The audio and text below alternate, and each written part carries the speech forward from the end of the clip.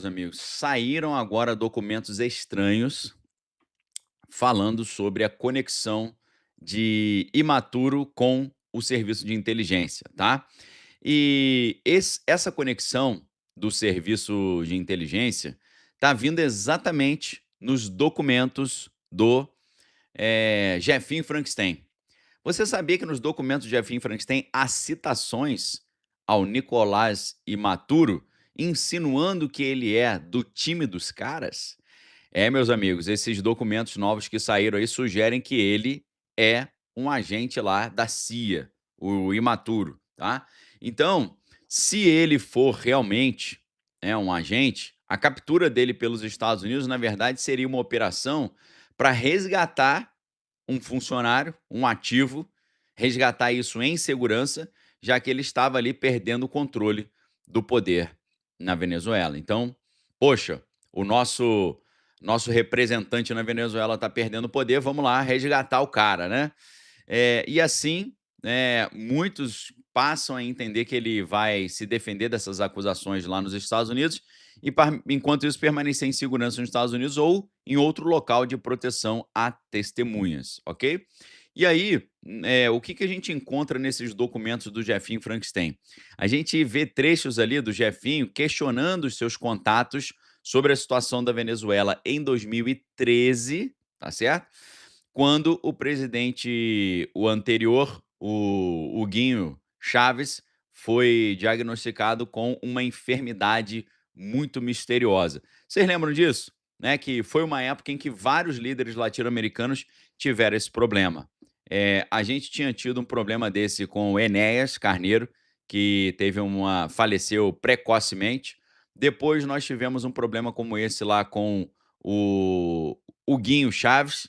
Depois aconteceu um problema desse até com a Dilma e com o Lula, né? Foi muito curioso porque vários líderes latino-americanos tiveram o mesmo problema de saúde ali naquela época, né? E no caso do Huguinho Chaves, ele teve assim uma enfermidade muito misteriosa e a gente sabe que quem acompanha o canal Daniel Lopes e quem está inteirado nas coisas que estão acontecendo no mundo, você sabe que existe uma maneira de você colocar esse tipo de enfermidade nas pessoas, e isso é um projeto muito antigo, data dos anos 1960, quando eles descobriram um agente causador de enfermidade, né, que ele tem uma sigla que depois você pesquisa aí por conta própria.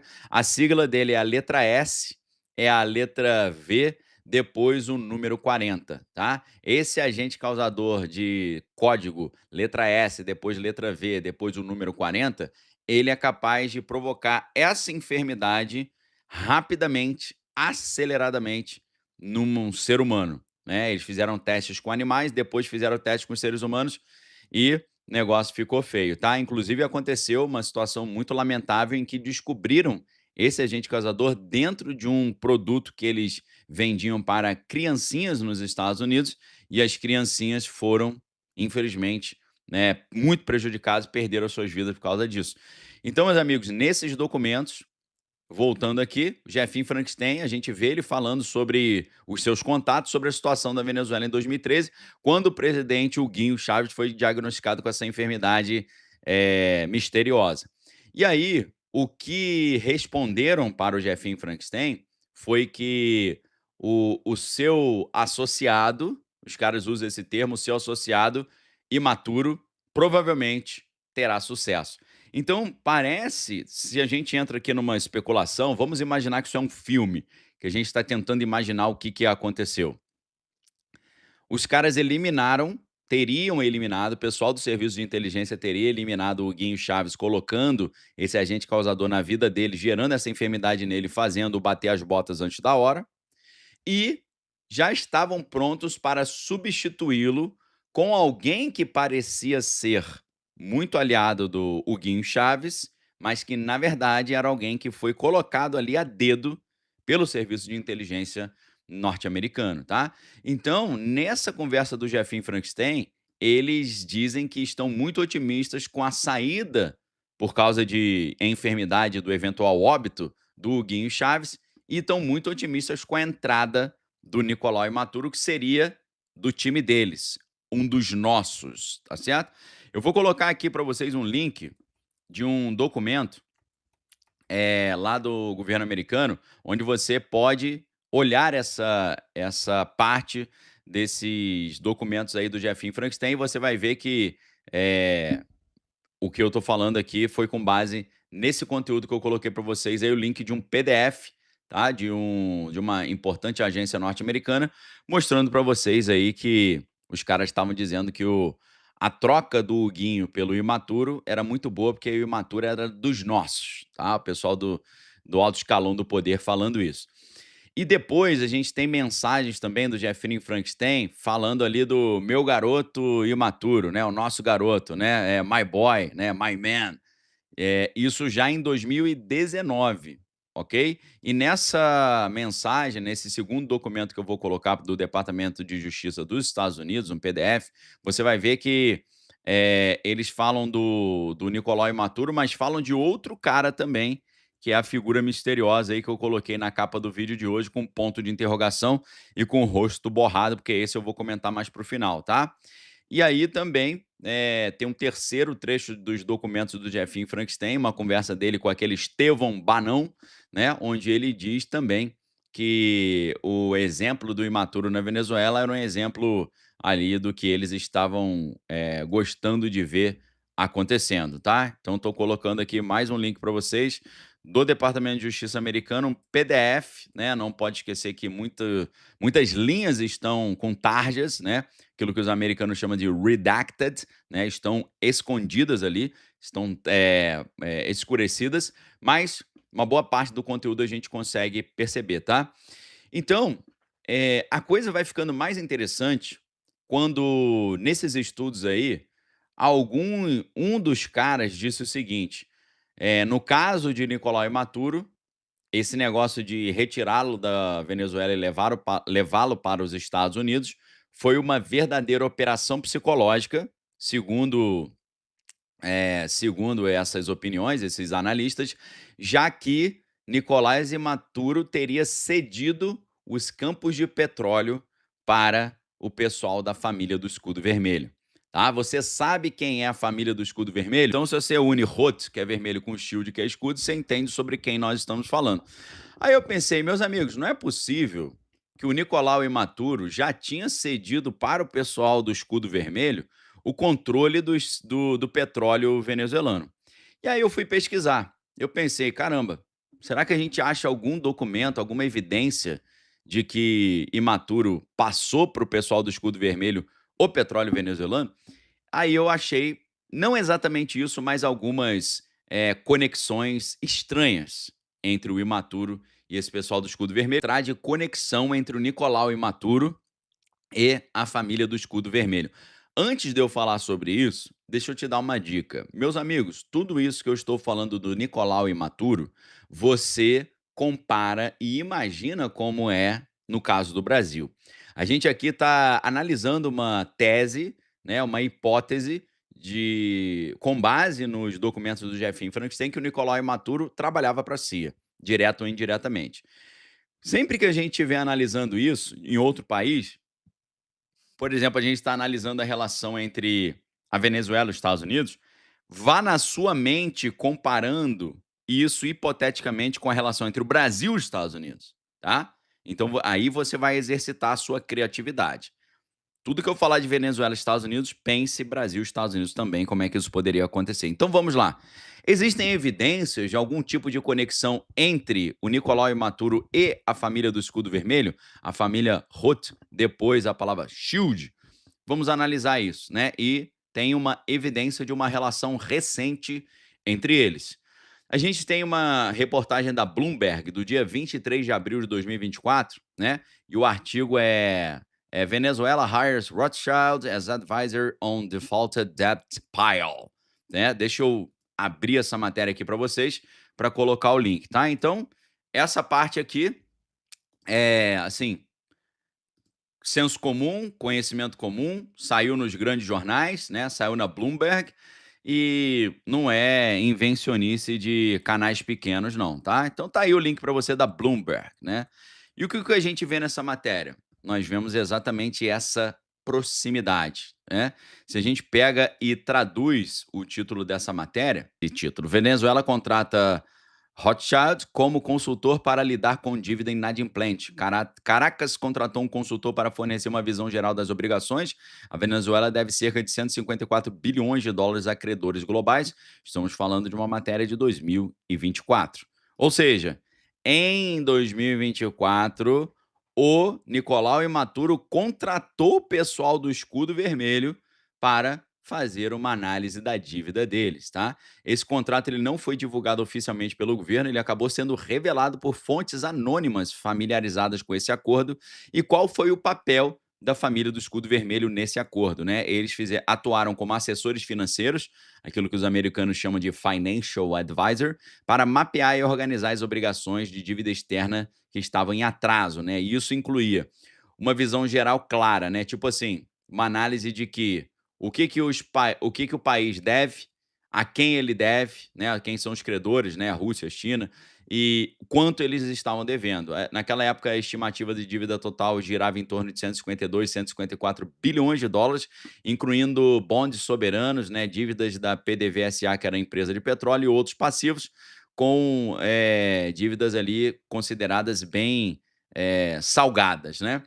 Então, fontes do setor financeiro lá em Caracas, né, citadas em análises como do Caracas Chronicles, né, no dia 6 de maio de 2024, esclareceram que o foco era só uma revisão da gestão de ativos, né, que eles chamam de Asset and Liability Management. E os analistas viram isso como o primeiro passo para uma negociação mais real com os credores no futuro, especialmente se houvesse melhora nas condições políticas e econômicas, né, alívio de sanções e por aí vai. Ou seja, o objetivo dessa contratação do Escudo Vermelho era reinserir a Venezuela nos mercados globais após anos de isolamento. Essa contratação ocorreu em meio a tentativas do Nicolau Maduro de melhorar a imagem econômica do seu país, né, um crescimento modesto pós-crise sanitária, mas ainda com hiperinflação controlada e sanções pesadas dos Estados Unidos. Então, países que quebraram, né, como o caso da Argentina, Sri Lanka e Grécia, frequentemente contratam essas firmas, né, como a firma do Escudo Vermelho, a família Lazard, a firma Lazard também e a Cleary Gottlieb, né, para esse conselho soberano, tá? Agora, meus amigos, não foi a primeira vez que o Nicolau Imaturo ele se aproximou da família do Escudo Vermelho, que você sabe manda em tudo no planeta, né? Houve outra ocasião em 2017, eu quero trazer aí para vocês esse conteúdo antes 2017. Em novembro de 2017, conforme reportagem da Reuters, né, no dia 30 de novembro, a empresa do Escudo Vermelho, ela participou de uma reunião de credores em Londres organizada pelo hedge fund britânico Micro Synergy Partners. Logo após o Nicolai Maduro anunciar a intenção de reestruturar cerca de 60 bilhões em bonds do governo e da PDVSA em e novembro de 2017, logo antes do default total, né, deles declararem ali que quebraram. Qual foi o papel da empresa do Escudo Vermelho? Eles estiveram presentes como firmas especializadas em reestruturação soberanas e os credores, aqueles caras que estavam cobrando o dinheiro dos venezuelanos, discutiram ali a formação de comitês informais e caminhos para resolver isso. A empresa do Escudo Vermelho não representava o governo venezuelano nessa reunião, mas só atuava como consultora disponível para as partes interessadas, né, incluindo advogados dessa outra grande empresa que tenta ajudar países que estão falidos, a Cleary Gottlieb, tá? Não era uma aliada ou controladora ali do Nicolás Imaturo, tá? E aí, como a gente vê em análises, né? Como no Caracas Chronicle, o Escudo Vermelho mantém contatos profissionais com a Venezuela desde antes do governo do Huguinho Chávez, no 1999, continuou após a ascensão dele também. Isso reflete, segundo o analista comum, né, um jornal assim mainstream vai falar: isso reflete a expertise do banco em dívida soberana emergente, não uma relação secreta ao pessoal. Espera aí, meus amigos. É claro que isso aqui tem uma relação mais profunda. Então, essa ideia, essa hipótese, né, esse conceito de que antes do Nicolás Maduro ser resgatado ou capturado pelos Estados Unidos, ele já tinha feito um acordo com o pessoal do Escudo Vermelho para passar para o pessoal do Escudo Vermelho o seu petróleo. Ou seja, isso mostra para nós que muitas vezes nem tudo que parece é. Ou seja, sempre que você olhar alguém na televisão, na mídia, alguma figura importante, você pensa assim: será que esse cara trabalha mesmo para as pessoas que eu acho que ele trabalha ou ele trabalha para outras pessoas? Será que ele realmente é inimigo dos Estados Unidos ou ele trabalha para os Estados Unidos? Será que ele realmente é inimigo de outras potências ou ele trabalha sobre essas potências e o fato dele se apresentar como inimigo não seria apenas o seu disfarce? Essa que é a grande pergunta que a gente precisa fazer aqui agora. Então, eu já mostrei para vocês conexões do Nicolás Imaturo com a família do Escudo Vermelho e você pode perguntar: há alguma conexão dele com a própria CIA? E aí, meus amigos, é o que eu preciso comentar com vocês agora. Eu acho que vocês irão ficar muito interessados em ouvir. Mas vamos pensar, meus amigos. Nicolás Imaturo tem relação com a CIA? A melhor maneira da gente fazer não é perguntar para os seus oponentes, não é perguntar para quem não gosta dele, não é fazer uma intriga da oposição. A melhor maneira da gente saber se Nicolás Maduro tem algum tipo de contato com a CIA é perguntar para o próprio Nicolás Maduro e ele respondeu, tá? No dia 16 de dezembro de 2021, ele deu uma declaração durante um ato público no Circo Militar de Mamo, lá no estado de La Guaira, próximo a Caracas ali, cerca de 40 minutos de distância. Isso foi transmitido ao vivo pela televisão estatal venezuelana, a VTV, a Venezuela TV.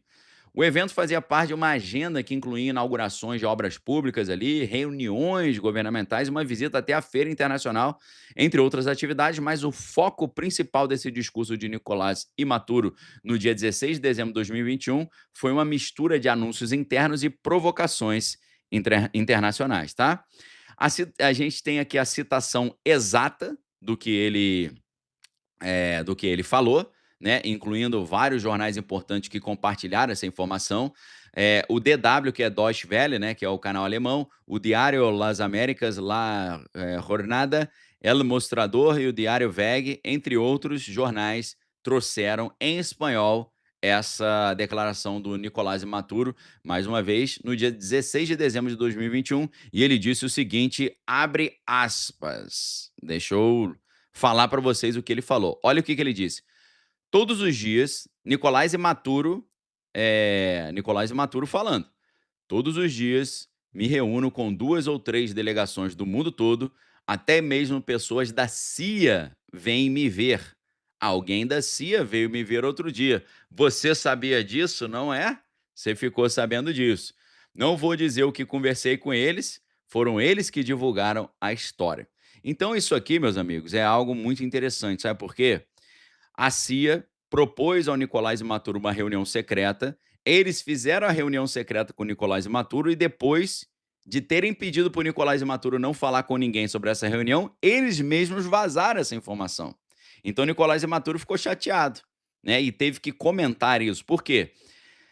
Para o povo marxista e para os apoiadores do Nicolás Maduro, para aqueles marxistas tradicionais, o cara dizer que está tendo conversa secreta com a CIA não é muito bom, queima o filme dele, né?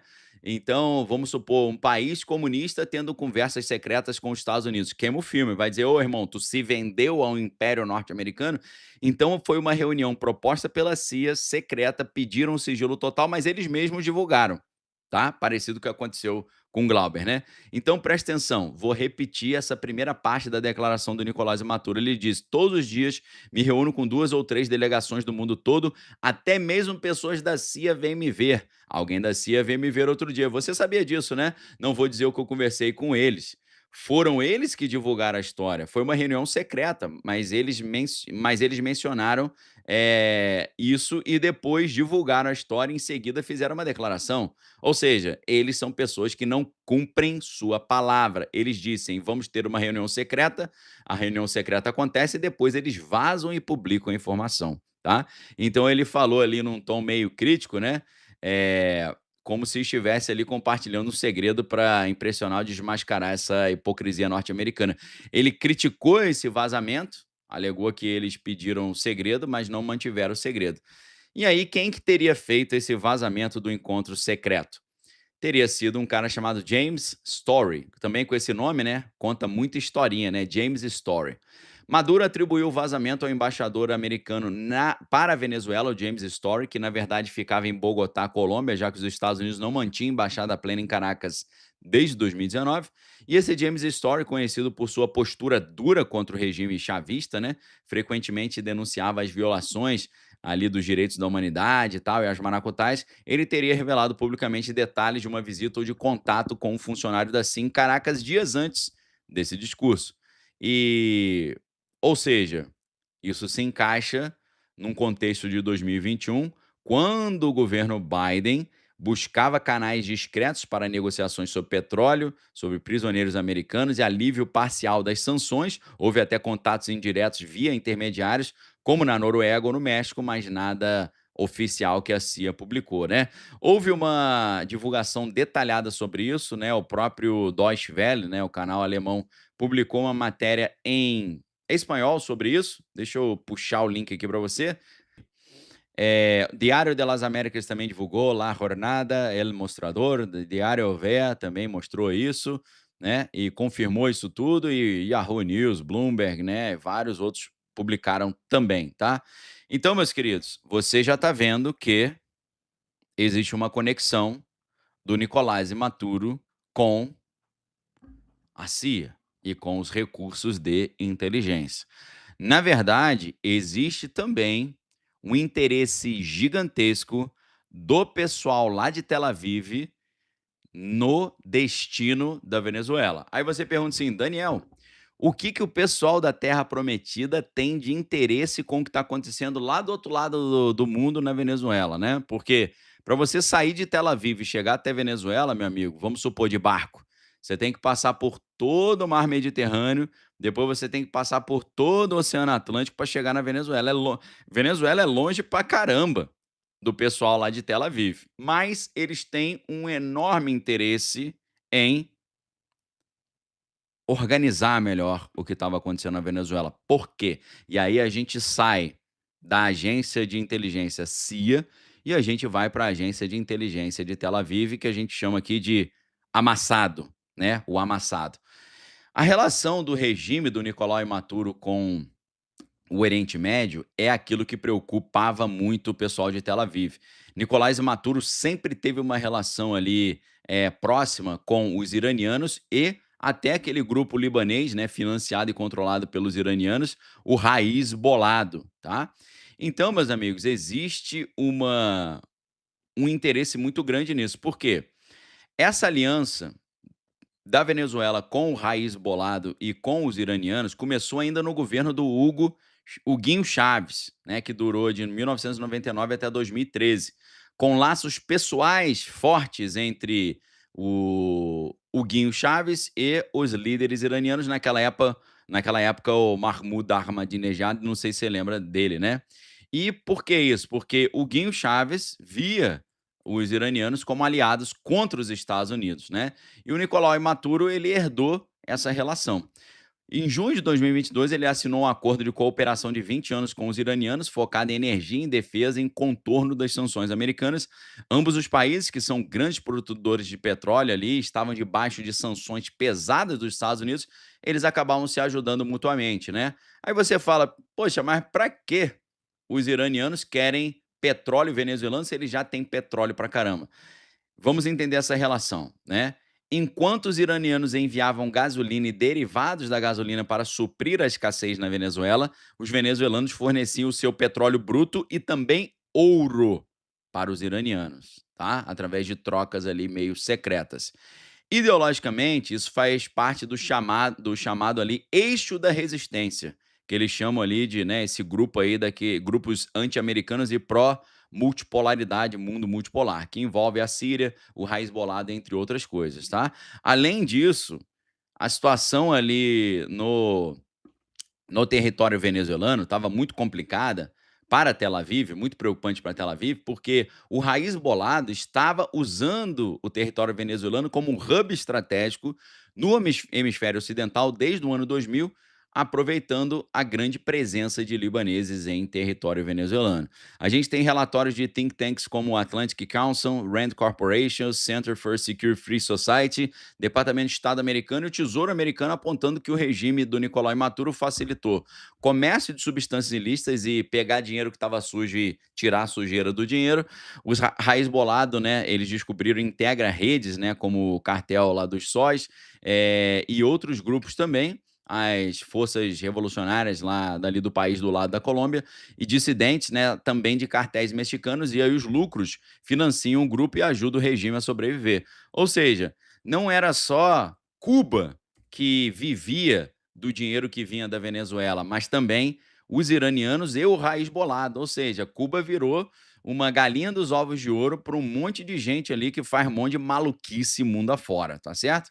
E aí, a Venezuela também, segundo a gente ficou sabendo, ajudava esse pessoal aí dos barbudos do Oriente a emitir passaportes e identidades venezuelanas para membros do Raiz Bolado, ali, né, é estimado em milhares de pessoas, dando acesso a mais de 130 países sem visto, tá? Então, até um ex-vice-presidente de origem sírio-libanesa teve, uma acusação de fazer isso, ou seja, muitas das pessoas que entram nos Estados Unidos sem documento são caras, sírios, são libaneses e de outras nacionalidades, mas você vai ver que o cara entra não com passaporte sírio, ele entra com passaporte venezuelano, porque os venezuelanos estavam facilitando esses caras a terem passaportes ali feitos ali de forma, pouco transparente, né. Além disso, os clãs familiares libaneses e sírios estavam integrados já à burocracia venezuelana, às forças armadas e à inteligência do Nicolás Maduro, tá. Então, existem várias sanções do Tesouro Americano desde 2008 contra indivíduos e empresas venezuelanas por apoiar o Raiz Bolado, né. Acusações até de que o Nicolau Imaturo ele permitiu minas de ouro, né, permitiu acesso às minas de ouro para financiar esse grupo, ok? Então, o pessoal comenta sobre uma iranização das forças venezuelanas, tá? Transferência de tecnologia, nós sabemos que os iranianos transferiram drones, projéteis, barcos e know-how de conflito assimétrico, né, a tática de enxame, defesa em camadas. Em dezembro de 2025, o Tesouro dos Estados Unidos sancionou empresas venezuelanas por, receberem drones também lá dos iranianos, né. E como eu falei para vocês, os analistas, chamam isso de iranização do sistema de defesa venezuelano, adoção da própria doutrina da Guarda Revolucionária Iraniana, incluindo o uso de proxies e plausible deniability, né, a negação plausível. Então, é claro que com a captura do Nicolás Maduro, essa operação americana ali foi explicitamente ligada por autoridades dos Estados Unidos ao objetivo de cortar laços da Venezuela com os iranianos e com o Raiz Bolado. O Marco Rubio, secretário de Estado americano, ele declarou que os Estados Unidos pressionarão o governo interino da vice-presidente Delcy Rodrigues para eliminar a presença iraniana e do Raiz Bolado por meio de sanções no setor de óleo, além de outras alavancas, tá? Analistas veem isso como um golpe estratégico no eixo Irã América Latina, ou seja, perda de um hub logístico, financeiro e simbólico para Teherã, enfraquecimento de redes de evasão de sanções, né, e desses grupos aí que gostam de filmes de terror, né. Então os iranianos condenaram a ação de captura do Nicolás Maduro como ilegal, porque eles sentiram que isso ia dar um gigantesco prejuízo para eles, né. Raiz Bolado e os seus aliados, né, como o Jamás e os Houthis do Iêmen também ficaram muito chateados, porque fecha a torneirinha do dinheiro fácil que caía na mão deles. Especialistas ali, né, ficam céticos, né, com a ideia de que a presença do Raiz Bolado vai desaparecer completamente na Venezuela a partir de agora, mas o apoio estatal direto do regime Maduro ali, ele acabou. Então, meus amigos, as coisas são muito mais estranhas do que a gente imagina. Quem parece que é inimigo é amigo, quem parece que é amigo é inimigo, é tudo meio invertido nesse mundo doido, conforme a gente viu com essas revelações recentes. Mas Nicolau e Maduro, provavelmente, segundo isso que a gente fez aqui, trabalha para a CIA. Ele pode não ser um funcionário da CIA com carteira assinada, né, férias remunerada e licença maternidade, no caso deles, mas ele é um cara que tem ligação com eles. Ele mesmo falou que teve reuniões secretas com o pessoal da CIA. Ele foi levado para os Estados Unidos, estava felizão. Você viu? Toda hora ele dando feliz ano novo para todo mundo, né. Então o cara estava felizaço. Algo estranho, né, era para ele estar preocupado: "Pô, perdi meu governo, perdi o poder, perdi isso tudo", mas ele estava felizão. Então, a gente já, defendeu uma tese aqui de que Nicolai Maduro trabalha para si. Agora, eu coloquei uma terceira figura aí, né, coloquei o Glaber e o Nicolai Maduro. Agora tem uma terceira figura que o rosto está borrado. Quem é essa terceira figura? Eu estou falando sobre uma figura que é daqui de dentro e que já foi líder do nosso país. Nós estamos falando sobre um ex-presidente brasileiro que, segundo essas teses, ele também trabalharia para a galera lá de fora, ainda que indiretamente. Isso aqui é uma história que é uma história curiosa, ok? É uma história interessante. É uma história que vale a pena a gente mergulhar, porque mergulhando nessa história, nessas análises, nessas opiniões, nós entendemos que boa parte do que acontece no Brasil é decidido lá de fora. Boa parte da história do Brasil foi controlada e direcionada pelos interesses lá de fora, indiretamente e diretamente. Deixa eu contar para vocês aqui, antes da gente ir para a história definitiva, deixa eu contar para vocês aqui uma história muito elucidativa para mim, tá? Quando eu estava na faculdade, eu vi um filme, ok? Preste atenção. Eu vi um filme e nesse filme tinha um professor que ele trabalhava numa escola de preparação de pessoas do setor militar. E nesse filme, esse professor disse o seguinte, que tinha uma época, tinha um país, tá, que a gente chama eu chamo esse país de Banquisa Tropical, que é um país muito grande do hemisfério sul, e nesse país, um dos caras que chegou ao poder nesse país do hemisfério sul, hemisfério ocidental, chamado Banquisa Tropical, esse cara foi diretamente colocado no poder pela CIA, pelos interesses internacionais. Nesse filme, que eu assisti esse filme, ok? Eu fiquei sabendo desse filme, eu estudei o diretor desse filme, eu estudei ali a produção do filme, tá? Eu até assisti ali, né, os atores do filme falando sobre isso. E nesse filme ficou explícito para mim que a gente aqui dentro não manda quase nada, que quem decide o nosso destino é o pessoal de fora. E por que que é importante a gente ter esse entendimento? Porque nesse ano de 2026 vai ter disputa por aqui, não é verdade? Nesse ano, em outubro, a gente vai decidir mais uma vez quem vai continuar governando a banquisa tropical. E nessa banquisa tropical existem muitos recursos naturais que os países poderosos do norte estão de olho. E eles precisam colocar alguém aqui que seja super amigo deles, que abra as nossas portas para que eles possam sugar tudo que nós temos sem a gente reclamar disso. Que eles possam nos vampirizar e sugar todos os nossos recursos naturais sem a gente achar ruim, reclamar e sem cobrar nada, tá? Então, quando eu assisti esse filme, numa sessão que foi muito exclusiva, só para pessoas assim, críticos de cinema, eu percebi, fazendo uma reflexão, que na banquisa tropical não tem controle autônomo, o controle vem todo de fora. Então presta atenção, eu quero contar 2 histórias para vocês muito contundentes agora. Primeiro, eu quero explicar quem é esse presidente da banquisa tropical que tem vínculo com o alto escalão do poder e provavelmente estava governando em nome de interesses de fora. E eu quero contar para você, nesse filme da Banquisa Tropical, quem era essa figura que foi colocada diretamente a dedo dentro desse país muito grande do hemisfério sul, do hemisfério ocidental, chamado Banquisa Tropical. Quero revelar essas 2 coisas para vocês agora. Vou revelar uma conversa muito privilegiada que eu tive, tá, com o pessoal que fez esse filme, e vou revelar para você tudo sobre esse ex-presidente da Banquisa Tropical que estava trabalhando para essa galera lá de fora e depois ele foi arrancado do sistema, tá. Só agradecer o querido rato. No governo do Bolso, ele já se mostrava bem entreguista mesmo, nada é por acaso. Cara, sim, mas e no governo atual?